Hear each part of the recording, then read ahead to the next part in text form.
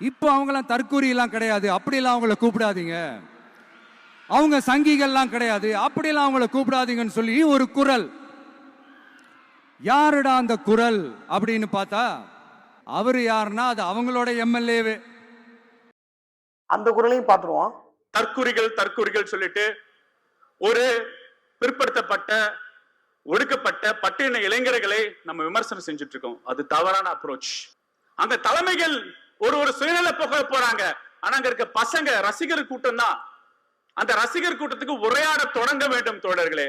தமிழ்நாட்டில் உண்மையோட சமூக நீதி வரலாறு போய் பேசுங்க. அப்ப நீங்க போய் என்கேஜ் பண்ணுங்க.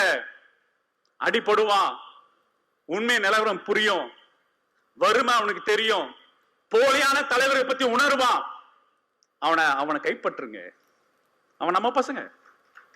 விஜய் சார், இது சினிமா இல்லை, அப்படியே ஸ்கிரிப்டை வாங்கி அப்படியே பர்ஃபார்மன்ஸ் பண்ணி போயிட்டீங்க. அவர் என்ன சொல்றாருன்னு உங்களுக்கு புரியுதா? அந்த வீடியோ நீங்க மறுபடியும் பாருங்க. அவங்க யாரும் தற்கொலை இல்லை, அவங்க சங்கிகள் இல்லை.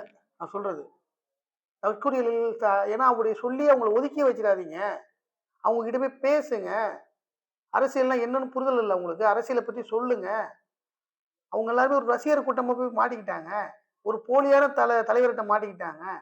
ஒரு போலியான தலைவர்கிட்ட சிக்கி வீணா போயிடக்கூடாது. அவங்களுக்கு புரிய வைங்க. அவங்க பைத்தியகாரத்தனம் பண்ணிட்டு இருக்காங்க, ஆனா பைத்தியம் இல்லை. முட்டாள்தனமா இருக்காங்க, ஆனா முட்டாள் இல்லை அப்படின்னு ரொம்ப தெளிவா அவர் சொல்றாரு. இப்போ ஒரு பைத்தியம், அதாவது ஒருத்தன் பைத்தியமா இருக்கான்னா அவனை பைத்தியம் ஓரம் கட்டிடாதீங்க. அவனை கூப்பிட்டு வைத்தியம் பாருங்க, அவனை ரெடி பண்ணுங்க, ரெக்கவர் பண்ணுங்க, நல்ல விஷயங்களை சொல்லிக் கொடுங்க அப்படின்ற மாதிரி. அங்க அந்த தற்கொலைன்னு அவங்க சொல்லல, தற்கொலைன்னு சொல்லாதீங்கன்னு தான் சொல்றாங்க.